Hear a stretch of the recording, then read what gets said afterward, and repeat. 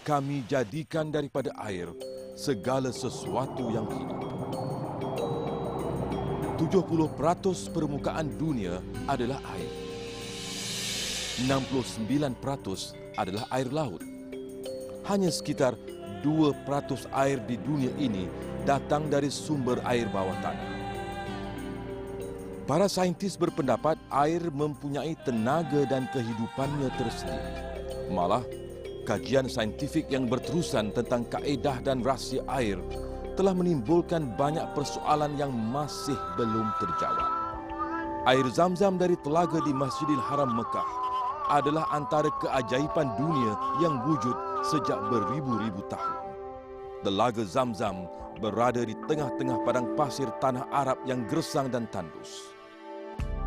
Walaupun setiap tahun berjuta-juta jemaah dari seluruh pelosok dunia berhimpun di tanah suci ini, air telaga Zam-Zam terus melimpah ruah dan tidak pernah kekeringan. Benarkah air Zam-Zam daripada syurga? Kita memang tidak ternafikan bahawa memang dia daripada syurga. Dia bukan daripada perut bumi Penduduk Mekah saja. Saya ingat sampai sekarang orang masih tak tahu lagi sumber air itu datang daripada mana. Ada orang cakap tapi masih tak sahih. Dia kata datang daripada Siberia. Is anything in this world that does not come from God? No. So this water comes from God as well. So why shouldn't He give to the Arabic world a very special water? Why not? Para saintis masih belum berupaya membongkar rahsia air Zam-Zam. Air Zam-Zam, adakah ia satu keajaiban sains atau satu mukjizat?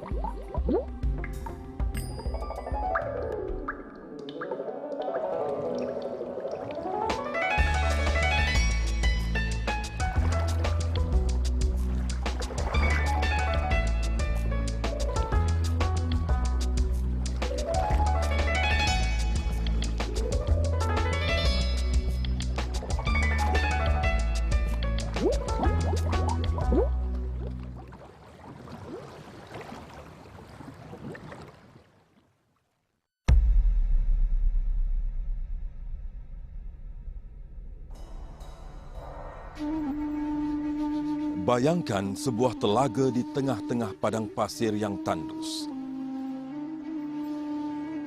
Limpahan air bersih suci keluar dari telaga kecil ini tiada hentinya. Sehinggakan sebuah kawasan lembah yang tiada penghuninya menjadi sebuah kota. Menurut riwayat, telaga Zam-Zam dijumpai oleh Nabi Ismail dan ibunya Siti Hajar setelah mereka ditinggalkan oleh Nabi Ibrahim di kawasan lembah ini. Profesor Ataullah Kopansky lahir di Poland dan pernah menjadi seorang etis semasa pemerintahan komunis sebelum memeluk agama Islam.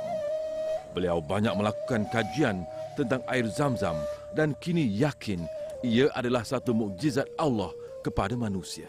This was for me a fantastic experience of authentic miracles of nature. Nature never fitra din never contradict the fitra of the, because it is so amazing system.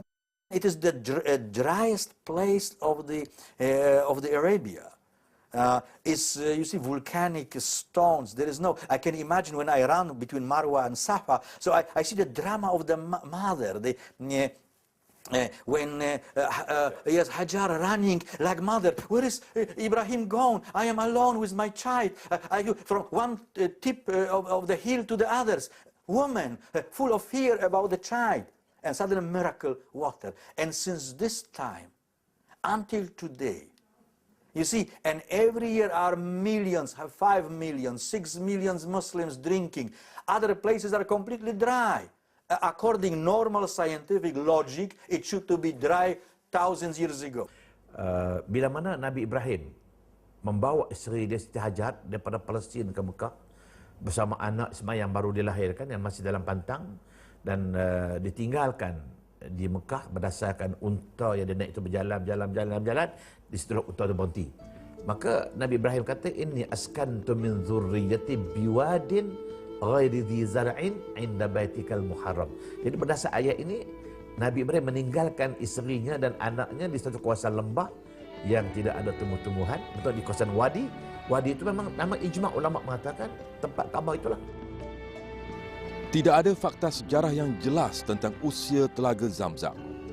Tetapi ada sebahagian sejarawan yang menganggarkan ia wujud sejak 15,000 tahun lalu. Ada dua riwayat. Yang pertama, bila Siti Hajar berlari-lari mencari air, datang Jibril. Jibril kata, Siti Hajar, dia kata, yang kau lari-lari cari air buat apa? Dia kata, dekat anak kau sudah ada air. Maka dibawa Siti Hajar pergi dekat anak yang sedang tidur baring tadi. Maka Jibril menghentak tumit dia. Dia hentak tumit dia ke tanah, tiba-tiba keluarlah air. Itu satu riwayat. Ada riwayat yang kedua mengatakan ketika Siti Hajar berlari-lari antara Safa dengan Marwah, Ismail yang dibaringkan di atas pasir tadi, dalam keadaan tidak ada bumbung, tidak ada perlindungan apa-apa, kaki kan kanak-kanak kecil bila dia baring, kaki dia tu dia tenang, maka tiba-tiba terpancar air daripada belak tumit Nabi Ismail. Namun apa yang jelas dan menjadi keajaiban ialah setelah beribu-ribu tahun, Telaga Zamzam masih membekalkan air jernih dan bersih untuk diminum jutaan jemaah yang berada di tanah suci Mekah dan Madinah. Ibadat sa'i di Masjidil Haram, iaitu berjalan dan berlari-lari anak dari Bukit Safa ke Marwah, adalah untuk memperingati peristiwa Telaga Zamzam. Lepas wafat Nabi Ismail, maka lenyaplah cerita Zamzam. Tak ada lagi Telaga Zamzam, tak ada lagi air Zamzam. Sampai bila? Sampai berabad-abad, berkurun-kurun. Akhir sekali, sampailah zaman datuk Nabi kita Muhammad sallallahu alaihi wasallam. Itu Abdul Muttalib. Dia bermimpi. Dia mimpi seolah-olah dia diarahkan, diperintahkan korek semula Telaga Zamzam. Dalam mimpi dia kata, kalau kamu nak tahu di mana Telaga Zamzam ini, yang pertama besok kamu bangun, kamu tengok di langit ada bayang-bayang, ada awan. Ada awan dan ada bayang di bawah. Dan awan akan bergerak. Kamu ikut bayang dia, di mana awan terberhenti, itulah kamu korek. Satu pendapat. Ada pendapat yang kedua, dia kata besok pagi kamu bangun, kamu tunggu depan rumah kamu, akan datang angin putar pasir. Angin akan putar pasir, kamu ikut putaran itu. Di mana putaran itu berhenti, kamu korek situ. Jadi ini dua pendapat. Ya, walau bagaimanapun, jadi Abdul Muttalib mengikut riwayat, dia ikutlah arahan ini, maka dia pun korek. Jadi bila dia korek semula, keluar Telaga Zamzam. Di Masjidil Haram dan Masjid Nabawi, air Zamzam disediakan dalam bekas yang diletakkan di sekitar masjid untuk memudahkan jemaah. Mungkin ramai yang mengamalkan minum air Zamzam berdasarkan takwa diri masing-masing. Namun, dari sudut sains, banyak kajian yang dilakukan ke atas air Zamzam menunjukkan khasiat fizikal air itu yang menakjubkan. Satu kajian yang dilakukan di Amerika Syarikat membuktikan 30 bahan galian yang membantu kesihatan tubuh manusia. Analisis yang mematuhi Taraf Pertubuhan Kesihatan Dunia WHO itu menunjukkan bahawa sebotol air mineral biasa mengandungi hanya 18 mg kalsium. Ini berbanding dengan 198 mg kalsium dalam air Zamzam.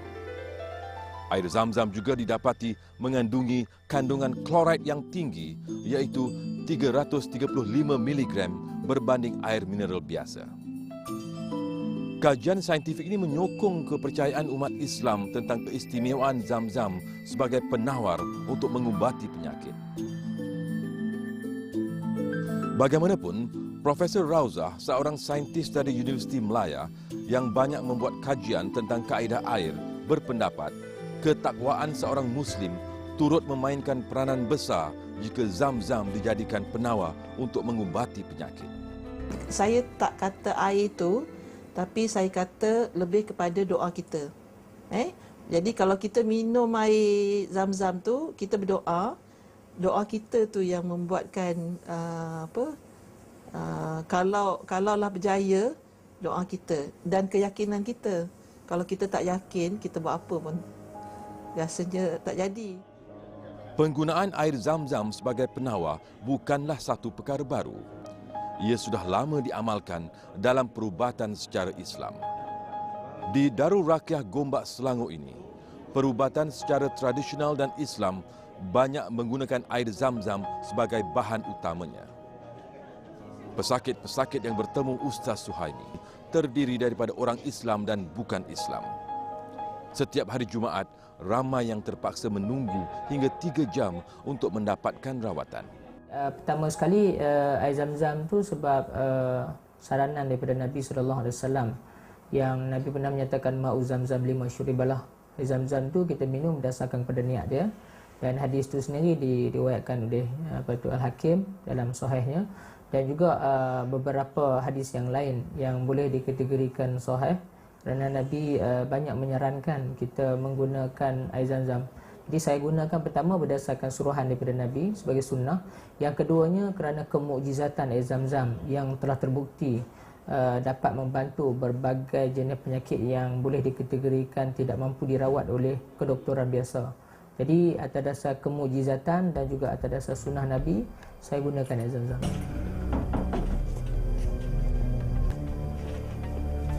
Pada bulan Jun 2011, Muhammad Syukri yang berusia 36 tahun ditimpa kemalangan yang hampir meragut nyawa dan membuatnya lumpuh.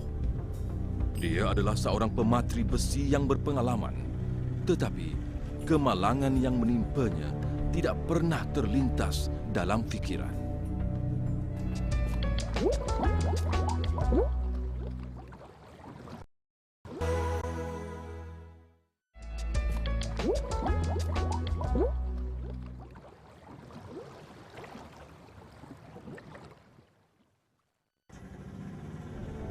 Muhammad Syukri yang berusia 36 tahun hingga ke hari ini masih dapat mengingati dengan jelas kemalangan yang hampir menyebabkan dirinya lumpuh. Masa kemalangan tu saya tengah buat kerja-kerja kimpalan lah. Tengah welding sambungan pipe gas tu. Tapi buat sambungan tu di atas tepi jalan. Site tempat kerja tu tepi jalan. Welding kira diorang panggil above ground welding lah. Pipe tu dah disambung 4 batang. Yang sambungan yang terakhir saya welding tu lah. Tengah-tengah welding waktu tu posisi saya tengah baring bawah pipe tu. Nak welding join tu kan, sambungan tu. Tiba-tiba rasa kelang kabut je. Ya, pasal macam kelang kabut je. Bila pasal kita pakai welding shield, tak nampak apa. Bila buka welding shield tu, nampak dongak kepala, tengok ada lori kat ujung kepala ni. Lepas tu tengok ada pipe kat atas badan. Lepas tu, masa tu tak berapa rasa sakit lagi lah. Masa baru kan. Lepas tu ada supervisor datang. Saya cakap dengan dia cakap lori langgar, dia cakap. Lori langgar pipe tu lah. Lepas tu dah rasa sakit tu dah mula datang kan. Lepas tu tak lama tu dah rasa bawah punggung ni dah basah. Ya lagi tak lama lagi tu batuk pun dah mula batuk, tengok dah keluar darah kan. Saya ingat kritikal juga keadaan saya masa tu. Doktor mendapati tulang pinggulnya patah di 2 bahagian. Tidak ada ubat yang boleh menyembuhkan retak tulang kecuali menunggu ia bercantum secara semula jadi. Para doktor menjangkakan Syukri tidak akan dapat bergerak atau berjalan selama 6 bulan. Setelah 2 minggu di hospital, dia pulang ke rumah dengan 1000 persoalan dan kegelisahan. Dengan keadaan terlantar begini, fikiran Syukri berkecamuk. Apakah ia akan sembuh? Adakah dia akan lumpuh? Siapakah yang akan mencari rezeki untuk anak isterinya?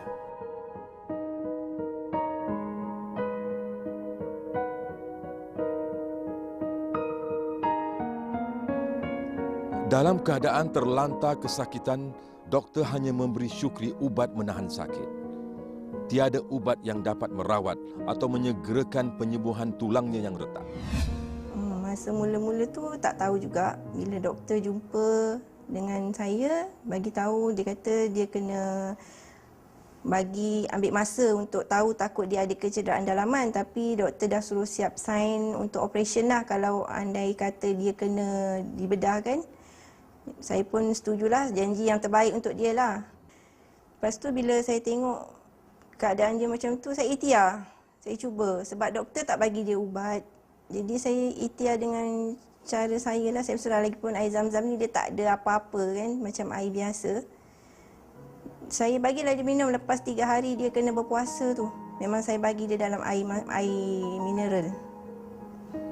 Tu yang bila bagi dia minum nampak dia segar sikit, saya bagi dia makan sikit-sikit kan. Nampaklah kat situ.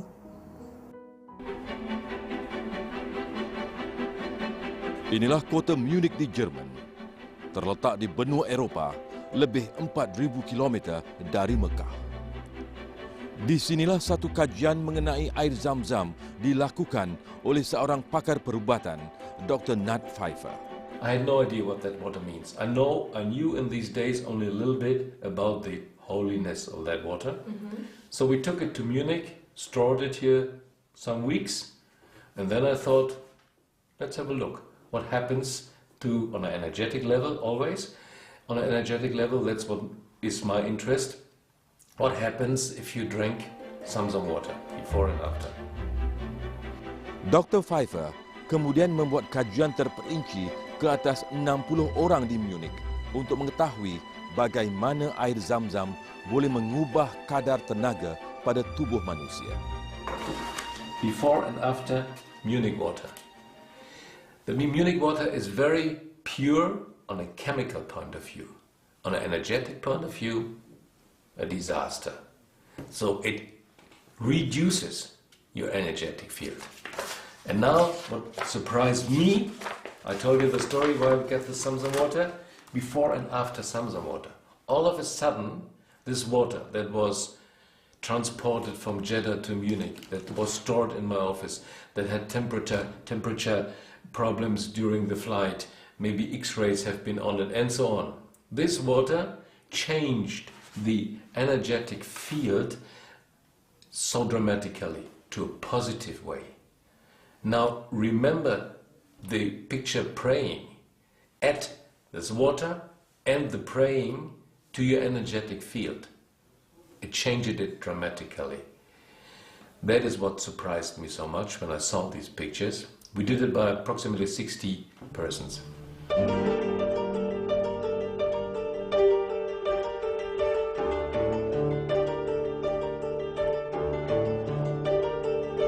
Pada tahun 1999, seorang doktor dari Jepun, Imoro Muroto, telah mengejutkan dunia dengan hasil kajian tentang struktur molekul air yang dikatakan boleh berubah-ubah dengan emosi manusia dan keadaan sekitar.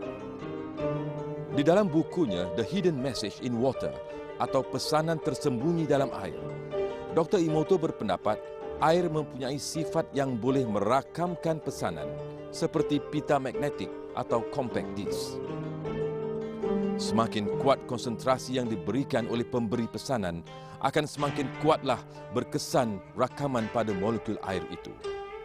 Menurutnya, air boleh merakam setiap bunyi gema getaran di sekelilingnya dengan amat berkesan, termasuk dengan kata-kata dan juga dari hanya niat kita, walaupun tanpa kata-kata. Kalau kita lihat satu kenyataan yang dibuat oleh seorang profesor Jepun yang buat kajian tentang air biasa, bukan air biasa. Saya tertarik bila dia menyebut bahawa air ini satu jisim atau benda yang boleh menerima bisikan. Jadi kalau air ini boleh menerima bisikan, mana kita bisik kepada dia, oh, air kau begini-begini, kau adalah begini-begini. Kalau ini dia boleh terima, maka atas asas inilah kenapa ini pengamal perubatan kita menggunakan air. Satu. Dan yang kedua, bila mana tersebut ruqyah Rasulullah, jampi Rasulullah, doa Rasulullah, memang pernah Nabi sendiri ada baca pada air. Oleh kerana ini Nabi pernah buat, maka kita namakan bahawa kita baca pada itu bukan air itu yang berkuasa, tidak. Tapi dia terbaca pada air. Air ini merupakan satu jisim, satu benda yang boleh menerima. Kita bisik dia terima, kita baca dia terima, kita katakan dia terima. Lepas tu kita minum dan kita masuk dalam badan kita. Maka apa yang dia terima tadi berada dalam badan kita. Jadi dikatakan doa syifa atau doa penyembuh. Berarti kalau yang kita minta air sebagai penyembuh tadi, maka air masuk bersama doa penyembuh tadi. Bukan air itu yang mengubat kita, tapi doa penyembuh itulah. Oleh kerana Nabi buat, Nabi pernah lakukan, Nabi pernah baca pada air. Yang dia katakan ruqyah Rasulullah, jampi Rasulullah. Nabi jampi pada air bagi orang sahabat minum. Bersandarkan teori saintifik itu, bayangkanlah telaga Zam-Zam yang sudah wujud beribu-ribu tahun berdekatan Kaabah yang merakamkan ibadat solat setiap waktu, bacaan ayat-ayat suci Al-Quran dan doa-doa terbaik dari para jemaah.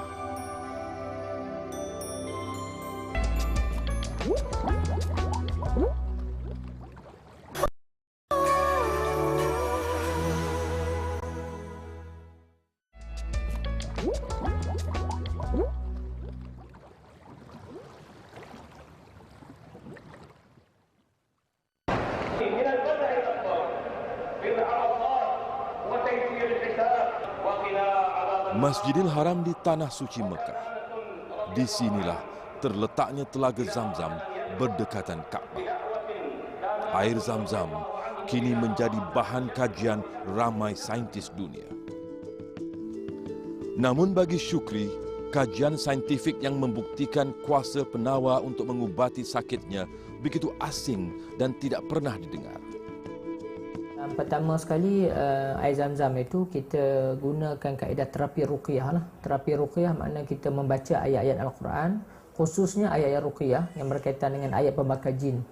Jadi bila kita baca, kita terapikan dekat situ secara khusus. Kemudian yang kedua, kita menggunakan satu kaedah mengonlinekan bacaan-bacaan satu Quran yang dibuat di pondok-pondok, di sekolah-sekolah agama. Kemudian yang ketiga, kita transfer zikir yang kita baca. Contohnya macam kita membaca Bismillah 1 juta, selawat 1 juta dan juga Fatihah 100,000. Kita menggunakan kaedah kita transfer. So kita menggunakan 3 pendekatan dalam ruqyah. Satu, kita buat bacaan biasa, ruqyah syar'iyah. Yang kedua, kita onlinekan zikir kita. Yang ketiga, kita transfer zikir kita. Kemudian daripada situlah baru kita akan khususkan kepada pesakit-pesakit yang berbagai jenis penyakit. Penggunaan air sebagai penawar kepada penyakit sudah lama diamalkan oleh masyarakat kita. Umpamanya, setiap malam Jumaat di kebanyakan surau dan masjid diadakan majlis membaca surah Yasin dan ramai jemaah akan meletakkan botol-botol air sepanjang bacaan. Mereka yakin air surah Yasin boleh menjadi penawar. Malam Jumaat, dia berkumpul di masjid, baca Yasin, di tengah-tengah letak botol. Ini nak fikir secara logik ya. Kita baca Yasin beramai-ramai, letak air tengah-tengah. Kalau fikir secara logik lah, apa kesan Yasin dengan air di tengah-tengah tu? Kalau ini kita kata 40 orang baca Yasin, letaklah botol air, mangkuk air, besen air tengah-tengah ini. Kalau ini kita lakukan, sedangkan Telaga Zamzam duduk di tengah-tengah Masjidil Haram. Sedangkan Masjidil Haram itu, berapa ribu orang semayang, berapa juta semayang, berapa bilion orang semayang. Orang pergi baca Quran, saya tidak menafikan bau, maka semua ini jemaah semayangnya, ibadatnya, iktikafnya, padahal tengah-tengahnya ada Telaga Zamzam. Samalah yang kita amal hari ini. Kalau kita hanya mengharap barakah Yasin saja, Yasin, kita baca Yasin adalah 20 orang, 30 orang, letak air botol tengah-tengah itu. Kalau itu pun ada barakahnya. Ini kan pula Telaga Zamzam di tengah-tengah Masjidil Haram, yang manusia tak pernah putus-putus di Masjidil Haram. Yang semayang, yang baca Quran, yang iktikaf, yang beribadat, yang ihram, yang apa. Maka saya rasa semua ini ada kaitan dengan kehidupan hayat air itu. Tapi mungkin tidak ramai yang menyedari ada penjelasan saintifik yang mengukuhkan perubatan melalui kaedah air. Menurut kajian Dr. Pfeiffer dari Jerman, jalur tenaga yang terdapat dalam air Zamzam memberi kesan positif pada sel molekul dalam tubuh manusia dan ini mempunyai kaedah yang menggalakkan penyembuhan penyakit. The energetic level shows me, let's say, the feeling of the cells. They tell me we feel very good and now we do the right things. So we have to learn how often and how much Zamzam water, for instance, I have to drink, that I'm sure that I helped my body. I can assure the cells are ready to do good things. But now we have to find out how often do I have to make them ready that I feel that something changed in my body. Bagaimanapun, pada bulan Mei 2011, BBC menerbitkan laporan yang mendakwa air Zam-Zam yang dijual di London oleh masyarakat Islam di kawasan Luton tercemar dengan bahan arsnik dan membahayakan kesihatan. Di samping itu, BBC juga mendakwa telah meminta seorang jemaah yang mengambil contoh air Zam-Zam dari Mekah untuk membandingkannya dengan air yang dijual secara haram di London. Ujian ke atas air itu juga menunjukkan kandungan arsnik yang tinggi dan membahayakan. Laporan itu telah menggemparkan masyarakat Islam di Britain dan juga dunia. Persoalan banyak yang timbul. Satu, betul ke air Zam-Zam? Atau ni air yang dibawa dan kemudian ataupun air ni air biasa dicampur tu campur ni, kemudian mungkin dalam keadaan yang kurang terkawal benda-benda asing ni masuk macam arsnik. Arsnik tu poisonous, beracun, dan jadi bila air tu dijual kan benda tu jadi bahan komersial, dia letak air tap pun, air biasa pun mana kita tahu. Orang tak tahu. Jadi saya rasa banyak benda yang mencurigakan kat situ. Pihak berkuasa Kerajaan Arab Saudi menyangkal dakwaan tersebut. Ini kerana air Zam-Zam yang dipam keluar dari telaga Zam-Zam melalui proses penapisan yang menyeluruh dan rapi. Malah, setiap hari, 3 contoh air Zam-Zam diambil secara rambang untuk memastikan ia tidak tercemar. Air Zam-Zam yang mempunyai kandungan arsnik di London itu mungkin berlaku apabila ia dibotolkan semula untuk dijual kepada orang ramai. Kontroversi tentang pencemaran air Zam-Zam pernah beberapa kali didebatkan pada masa lalu. Namun, persoalan utama yang sering timbul, dari manakah sumber telaga Zam-Zam? Dan bagaimanakah telaga yang asalnya hanya sedalam 30 kaki yang terletak di tengah-tengah padang pasir yang kering dan tandus boleh membekalkan air yang tidak putus-putus selama beribu-ribu tahun? I do not attach too much attention, this is healing water or not healing.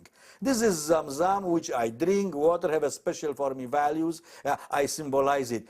If it is healing, and as there are people who can claim that they were healed, and I know a situation like that, and I know personality, so I believe it, that it was happened. But if somebody said they have no any healing, and I do, for me it's no problem. It's not undermine strong belief that it is miraculous place, which miraculous amount of water is always every year for millions Haji, and it's still over there. So it's healing or not, I think, is not question. Islam is healing by itself, but there is no concept of holy water, holy stones. This is very Christian's point of view. We do not make taboo. We do not have we have no sacrum. In Latin it's called sacrum. It means place that we specially kissing, worshiping it.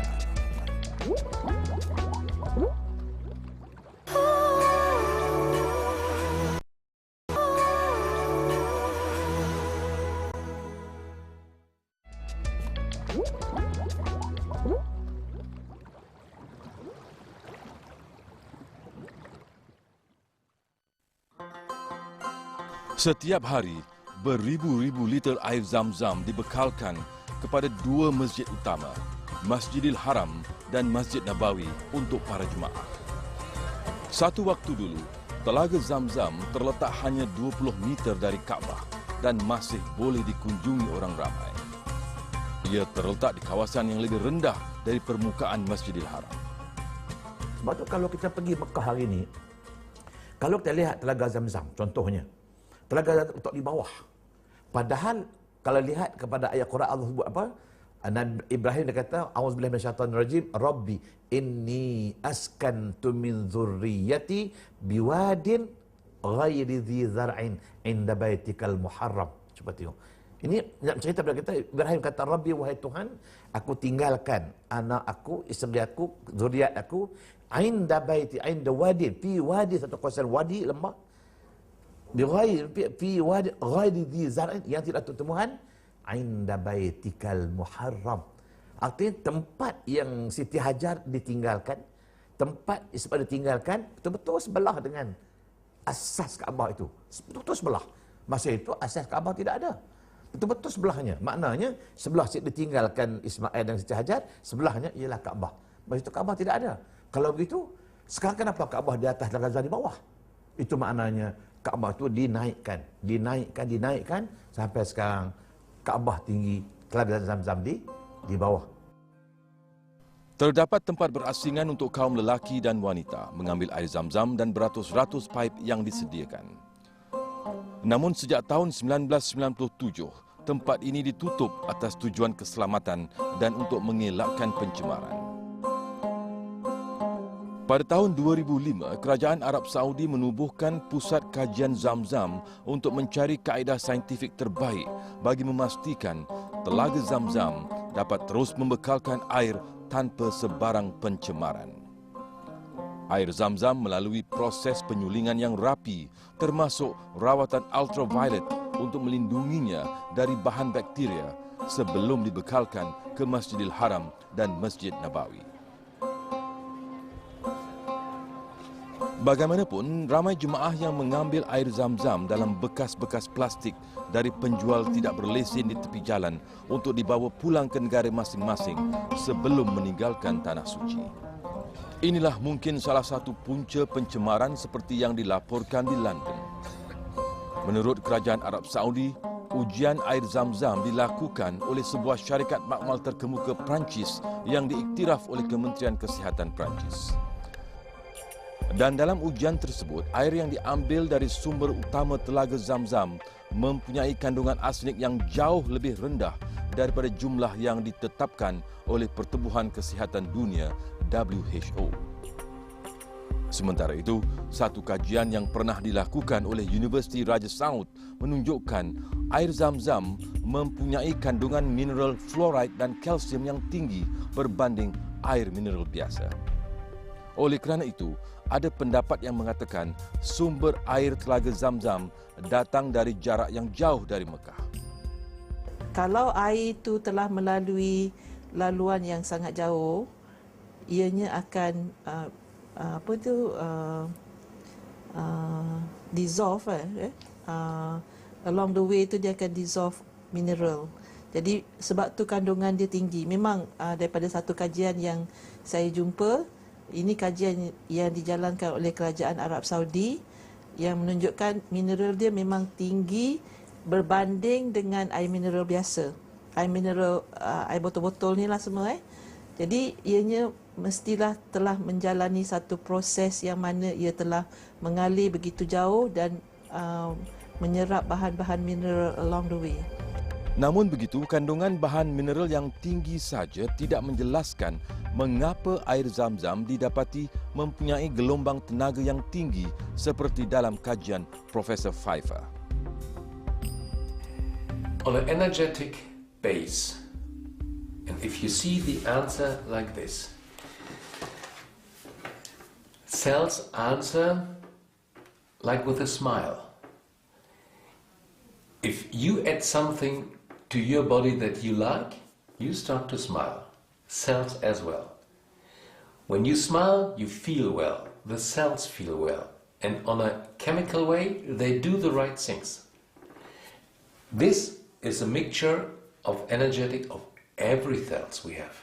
It's not only liver cells or heart or whatever. All the cells are pictured in these pictures.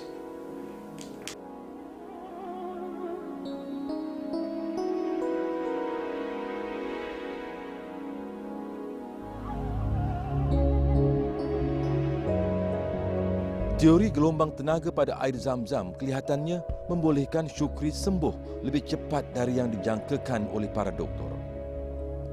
Hanya setelah 3 minggu dia berobat dengan air Zam-Zam, Syukri sudah boleh berjalan. Yang doktor mula-mula, saya tak ingat nama doktor perempuan tu. So, dia yang cakap dengan saya, paling tidak pun 4 bulan baru boleh jalan. Lepas tu bila saya buat rawatan susulan pada 6 hari bulan 7 kalau tak silap, dia cakap tulang dah tumbuh. Tapi saya tanya kat dia balik, yang patah mana doktor? Saya tak dapat tengok x-ray mula-mula kan. Lepas tu dia tak dapat detect pada x-ray tu kan. Lepas tu dia kena refer pada x-ray lama baru dia tahu ni. Oh cepat juga dia cakap lah macam tu kan. Mana ni perkembangan yang baik lah dia kata. Dia cakap macam tu kan. Tulang tu dah mula, tisu-tisu dah mula tumbuh kan. Dia kata ni perkembangan yang baik lah. Memang gembira lah, bersyukur sangat kat Allah kan. Sebab kalau ikut doktor kata sampai 4 bulan saya dah susah hati kan. Macam mana nak cari rezeki kan ni. Kalau 4 bulan, 6 bulan pun baru nak kerja macam mana kan. Alhamdulillah 2 bulan setengah saya dah boleh jalan, boleh bawa kereta semua. Rasa syukur sangatlah kat Allah. Tetapi persoalan yang masih belum terjawab ialah apakah hanya dengan air Zam-Zam penyakitnya sembuh ataupun kerana air tersebut telah dibacakan tambahan ayat-ayat Quran dan doa-doa khusus oleh Ustaz Suhaimi.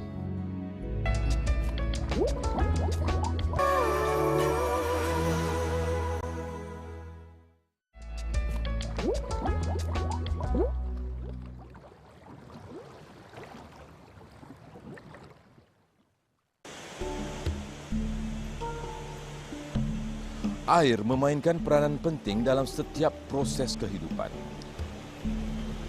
Terdapat banyak ayat dalam kitab suci Al-Quran tentang kejadian air dan kehidupan. Dan apakah orang-orang kafir tidak mengetahui bahawasanya langit dan bumi itu kedua-duanya dahulu adalah sesuatu yang padu. Kemudian kami pisahkan antara keduanya. Dan dari air kami jadikan segala sesuatu yang hidup. Maka, mengapakah mereka tiada juga beriman? Banyak kajian saintifik yang membuktikan bahawa air mempunyai nyawanya tersendiri. Satu dapatan kajian yang kini menjadi tumpuan utama para saintis ialah tanda-tanda yang menunjukkan bahawa air Zam-Zam menyimpan kekuatan daya ingatan dan penyembuh. Ini sejajar dengan hadis Nabi SAW yang bermaksud, sebaik-baik air di muka bumi ini ialah air Zam-Zam. Ia merupakan makanan yang mengenyangkan dan penawar bagi penyakit. Muhammad said, this water feeds you and heals you. Yes, and that's what it does. Not on a chemical way, on an energetic way. On an energetic way, this water heals and feeds you. What we have to learn is, how much do I have to drink? How often do I have to drink it? That it really cures. The potential is in the water. Now we have to find out the dose, like on a chemical way. Do I have to take 3 tablets a day? Do I have to take 2 tablets a day? We have to find out the dose. We should do some research to find out how much Zam-Zam water and praying in addition do I have to do to be cured. Dr. Masaru Emoto orang pertama yang membuat kajian saintifik yang membuktikan air bukan sahaja punya daya ingatan tetapi juga emosi. Beliau membekukan air dalam keadaan terkawal dan mendapati air yang dibacakan dengan perkataan yang baik atau doa-doa mempunyai bentuk rupa kristal yang indah. Inilah bentuk kristal air Zam-Zam yang kelihatan indah dan berkilau-kilauan. Bandingkan dengan rupa air yang menyerap kata-kata negatif.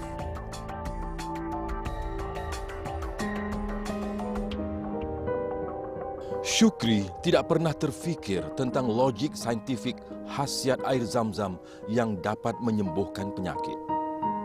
Apabila diberitahu tidak ada ubat untuk memulihkan tulang pinggulnya yang patah, dalam keadaan tenat, dia cuma berbekalkan keyakinan mukjizat air Zam-Zam disertai dengan doa kepada Allah Subhanahu Wa Taala. Memang yakin tu memang yakin sangatlah pasal pada saya kesembuhan tu datang daripada Allah kan. Kita berikhtiar, cuma bahan yang kita guna tu yang semua ketahui kan. Air Zam-Zam, lepas tu dicampur ayat Quran, kalam Allah, tu yang buat kita bertambah yakin tu.